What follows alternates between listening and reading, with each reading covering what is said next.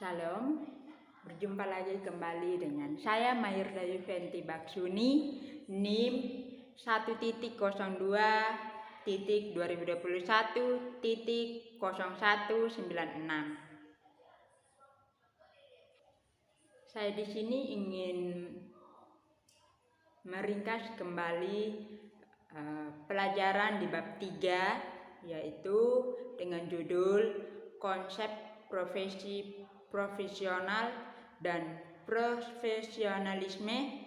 Apakah profesi itu? Yang pertama, suatu jabatan atau pekerjaan yang diperoleh melalui latihan khusus yang memadai, dalam kurung Lieberman. Yang kedua, suatu pekerjaan atau jabatan yang menurut keahlian, tanggung jawab, dan kesetiaan terhadap pekerjaan tersebut, dalam kurung Dedi Supriyadi. Profesi itu pada hakikatnya adalah suatu pernyataan atau janji terbuka bahwa seseorang akan mengabdikan dirinya kepada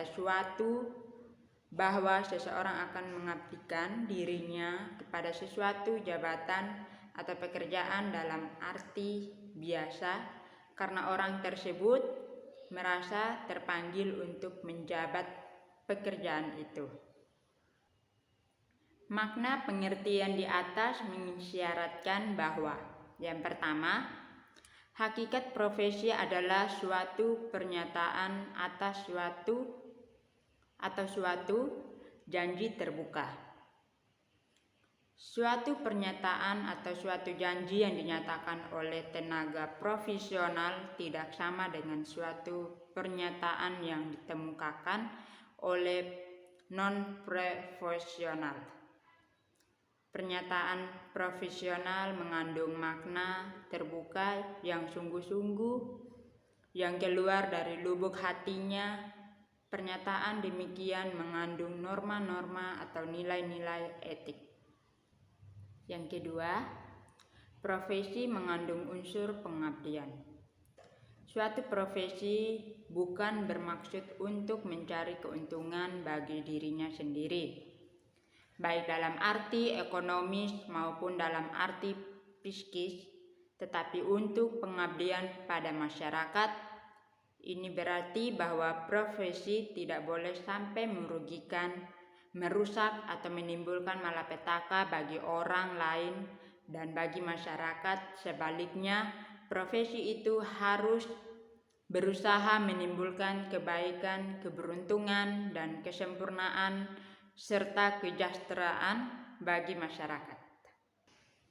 3. Profesi adalah suatu jabatan atau pekerjaan.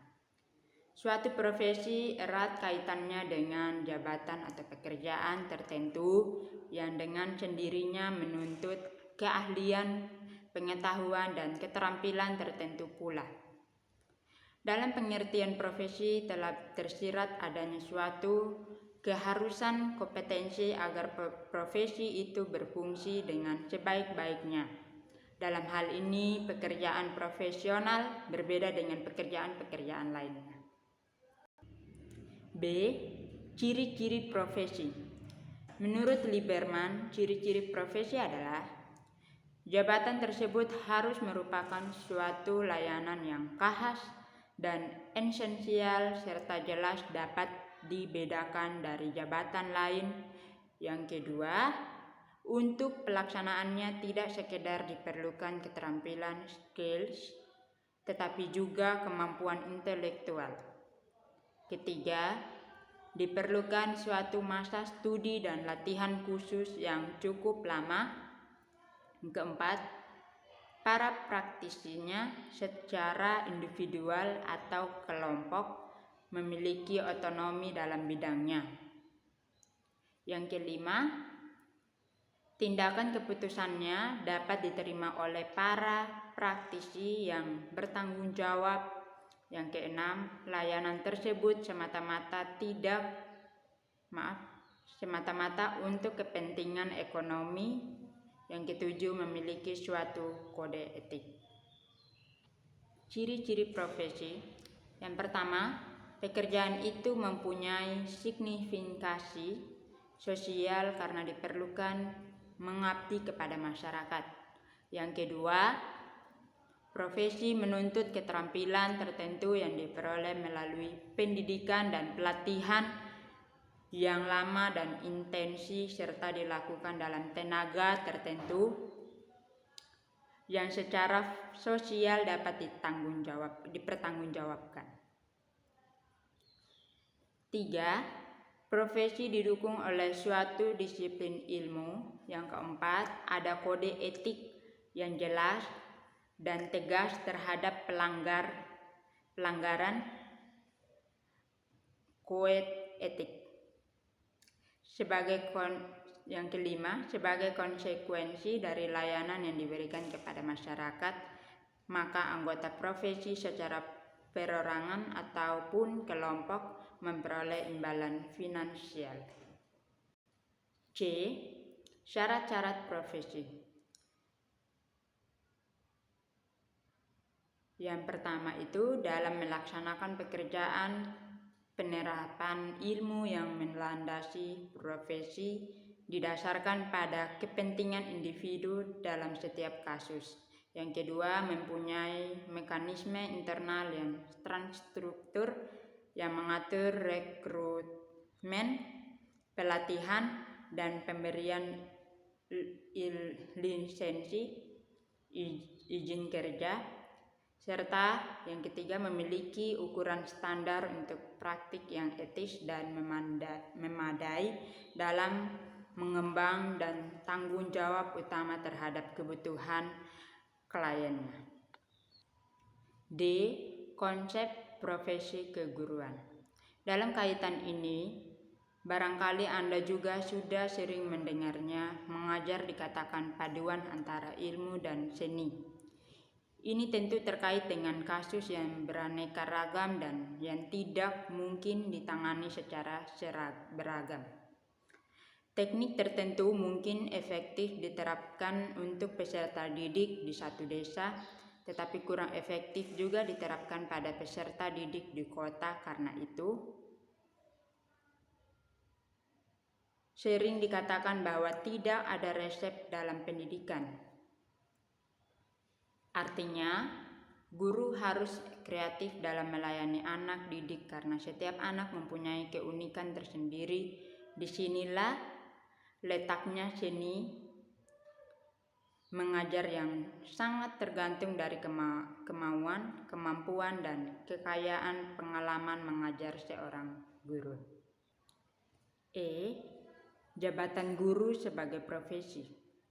Sama halnya dengan dokter, hakim, apoteker, maupun polisi, guru adalah profesi. Artinya untuk menjadi guru butuh persyaratan, pendidikan, dan keahlian khusus. Guru tidak bisa dilakoni oleh semua orang. Pemerintah telah mensyaratkan untuk menjadi guru minimal harus memenuhi 2 persyaratan, yaitu kualifikasi akademik dan kompetensi. Di samping itu, guru harus memiliki sertifikat pendidik sehat jasmani, rohani, dan memiliki kemampuan dalam mewujudkan tujuan pendidikan nasional. F. Kompetensi guru PAUD. Dalam pendidikan anak usia dini ada 3 jenis, yaitu guru pendamping dan guru pengasuh atau pendamping muda. Ketiganya mengadopsi kualifikasi guru PAUD luar negeri, yaitu teacher, assistant teacher, dan caregiver. Kompetensi profesional berkaitan dengan pekerjaan guru. Dalam hal ini anak usia dini dengan segala kesusahannya, seperti kemampuan memahami tugas-tugas, perkembangan anak, kognitif, bahasa, fisik atau motorik, sosial, dan emosi, standar tingkat pencapaian perkembangan, cara belajar sambil bermain, kemampuan mengasuh dan membimbing anak. G. Guru PAUD ideal. Syarat utama guru ideal adalah menyukai anak-anak gembira, anak lari ke sana kemari, suka dan menyambut dunia anak-anak, dekat dengan anak, menyayangi sepenuh dengan hati. Menyukai dunia anak-anak bagi guru PAUD konsekuensinya besar. Ia harus totalitas menjadi pendidik dan pengasuh, berkomitmen untuk berpenampilan menarik, berperilaku sebagai guru yang digugu dan ditiru. H. Faktor bakat dan pengalaman praktik.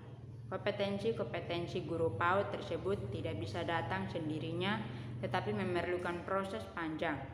Pengalaman penulis mempersiapkan calon guru TK atau PAUD di PGTK, LP3S, Yayasan Beribu sejak tahun 1989 atau selama hampir 30 tahun menemukan beberapa hal menarik. I. Pergeseran peran guru. Setiap guru penting menyadari bahwa sejak memasuki era milenium ketiga terjadi pergeseran paradigma pendidikan globalisasi yang berdampak terhadap perubahan tuntunan kehidupan masyarakat, baik ekonomi,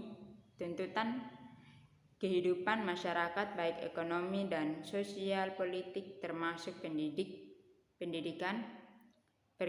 Pergeseran utama dalam pendidikan terletak pada peran guru, yaitu pola relasi guru dengan lingkungan terutama terhadap siswa, sesama guru, orang tua atau masyarakat, sekolah, teknologi, dan karir. Hubungan guru dan siswa yang pertama, pendekatan belajar, kedua, orientasi berpikir, ketiga, sikap berperilaku, yang keempat, orientasi pembelajaran. Sekian dari saya, terima kasih. Shalom.